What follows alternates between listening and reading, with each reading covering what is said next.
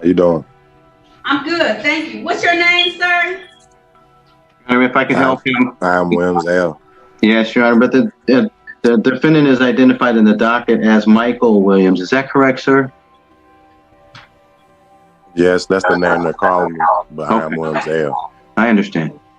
Michael Williams. Okay. No, Mr. I'm not Williams, Michael Williams, Your Honor. Okay. I am Williams Okay. L. Okay. So here's the thing, Williams L.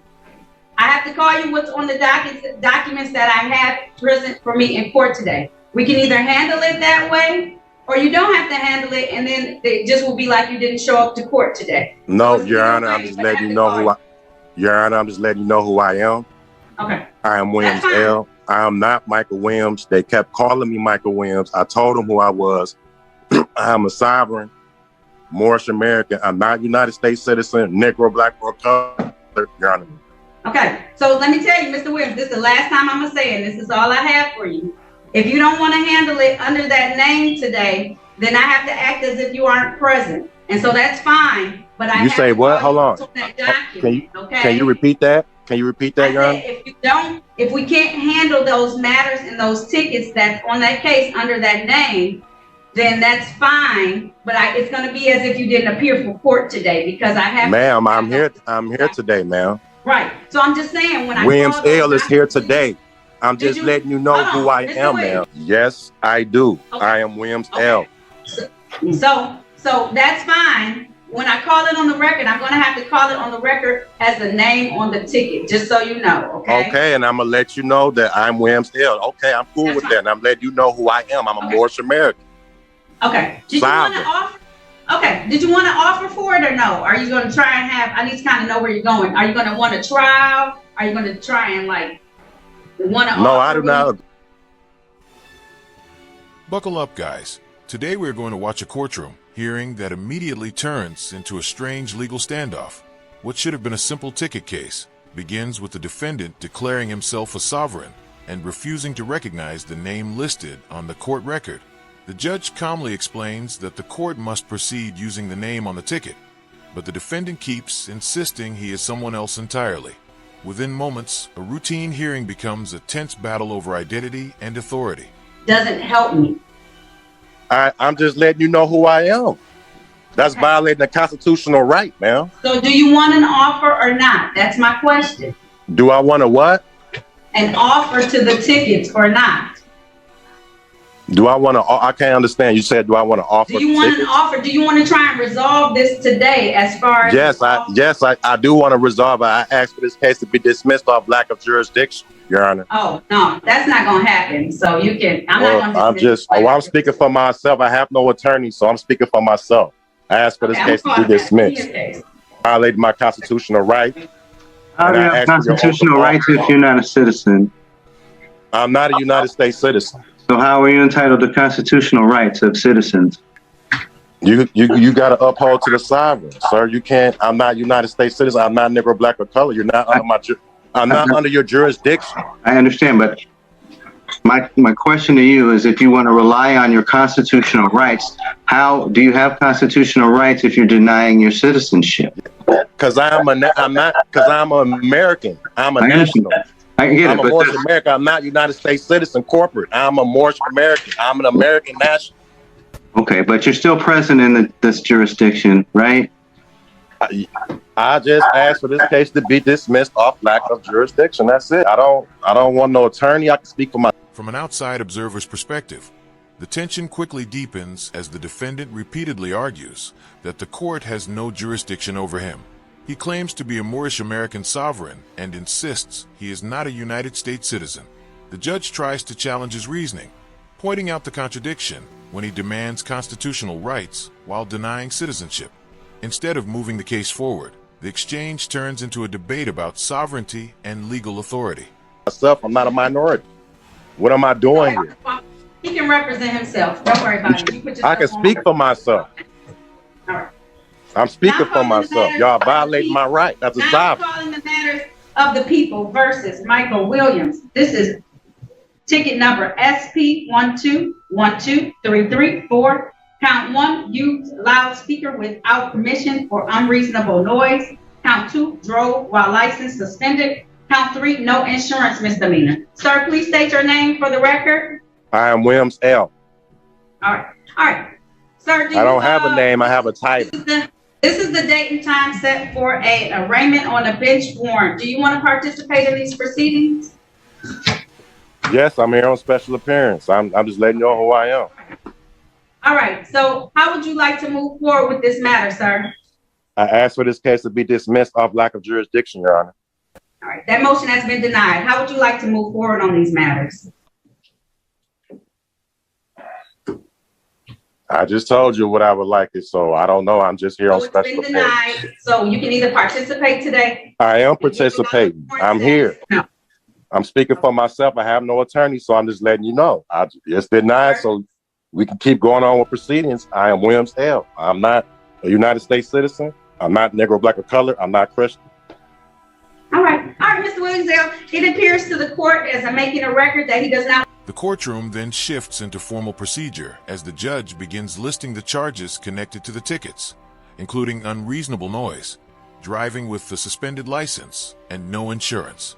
However, the defendant continues rejecting the identity tied to the case, insisting that Williams is only a title and not a name. From a viewer standpoint, the judge attempts to keep the process structured while the defendant's arguments repeatedly disrupt the normal flow of the hearing. Want to participate in these proceedings. I told you I wanted to participate. I'm just letting you know who I am. I told you for the record.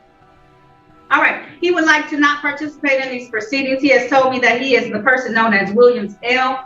and not the person on these tickets, so he is not appearing on behalf of this person. This person has not made themselves available to the court today as an arraignment on the bench warrant, so these matters will stay in warrant status. Thank you so much. That concludes this hearing. Have a good day, Mr.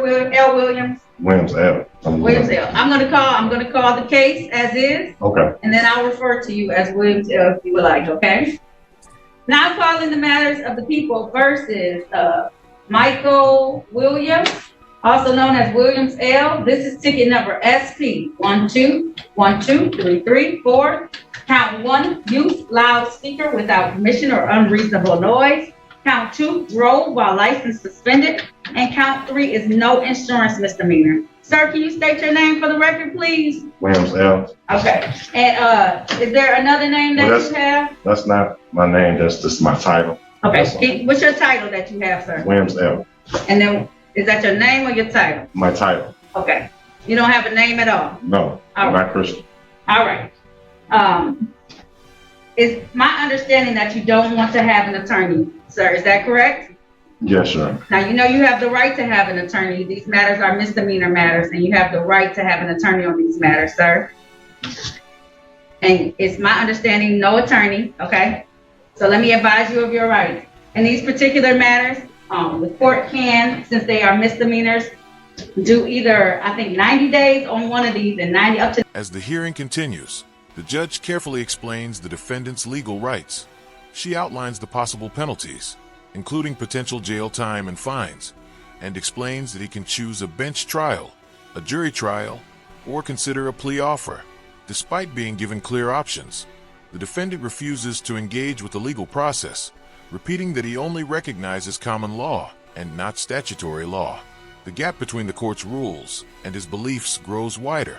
93 days in jail or a maximum fine of $500. These are all misdemeanors, so that's the maximum penalty that can be given in any of these matters. You have a right to have a trial, a bench, or a jury trial in any of these matters. A bench trial is a trial before myself as the trier and finder of facts.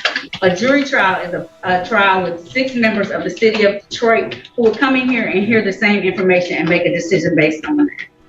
These are your rights that you have right now. You also have a right to have a pretrial. What that does is that gives you time to think about any offer that may be given to you. At this point in time, there has been an offer extended to you that if you are willing to plead to the no insurance misdemeanor, it will be reduced to an improper place. I set the fine that goes with that. You have a right to, you can also move for a motion. If you know how to file those, you can file a motion as well. So what's your pleasure at this time, sir? I'm under common law. I'm not under statutes or codes or regulations. So when you drive on any city street in the city of Detroit, any road in the state of Michigan, you now avail yourselves, whether you wanted to or not, to the laws and states and regulations that are governing us. So you may not have wanted to, but you did. So these are your like options at this point in time. If you choose not to, if you were traveling, if you were driving, it's all the same. I wasn't driving. I was never. So if you were just in the vehicle as a passenger? I was parked. And they was harassing. Was You never sure driving. you don't want an attorney? I'm under common law. I can speak for myself. I'm not a minority. I'm a sovereign. So what option would you like today? Of those that I gave you, sir. You can have. Ma'am, I'm a sovereign. I can't, I do not consent. I can't. I can't So here's consent. what's gonna happen. So I want to make sure you had all the options. You can't consent to anything. So that means that you don't want to participate in the process. So it's just gonna go back into warrant status. Because you have to pick one of the options, yes. Ma'am, I'm a sovereign. And you were in the city of Detroit on a street in a vehicle. And I understand what you just said. That's why I said, right. Did you want counsel? From a third-party perspective, the exchange turns into a direct clash between courtroom procedure and the defendant's personal legal theory. The judge explains that anyone operating a vehicle on public roads must follow state laws, regardless of personal claims of sovereignty.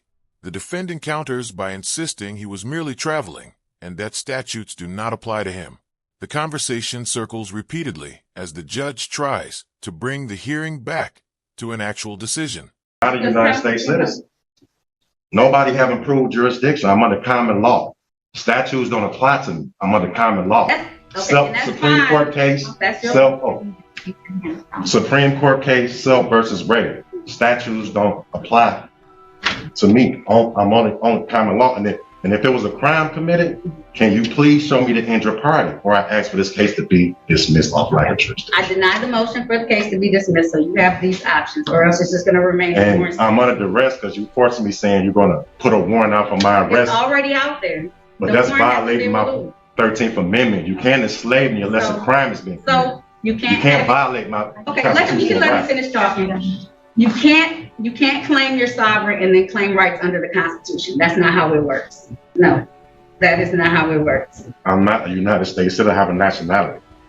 Okay, so that means that you have to go by either the laws all apply or none of them apply. The laws do apply. Well, do you have a liability? Do you have a bond? Did you swear an oath to the Constitution? I would like to see that. Yes, I was about to say I did do that, but I don't have to show you any of that because I wasn't the arresting party. I'm just here to make sure. Do you have a liability? Do you have a bond? I'm not going to argue with you, Mr. I'm not arguing. I'm under law. Mr. Williams L.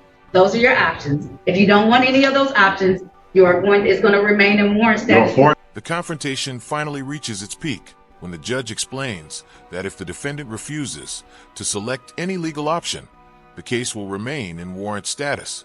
Rather than choosing a path forward, the defendant accuses the court of violating constitutional rights and demands proof of authority and liability bonds. With no progress possible, the judge ends the hearing and leaves the warrant in place, while the defendant continues protesting.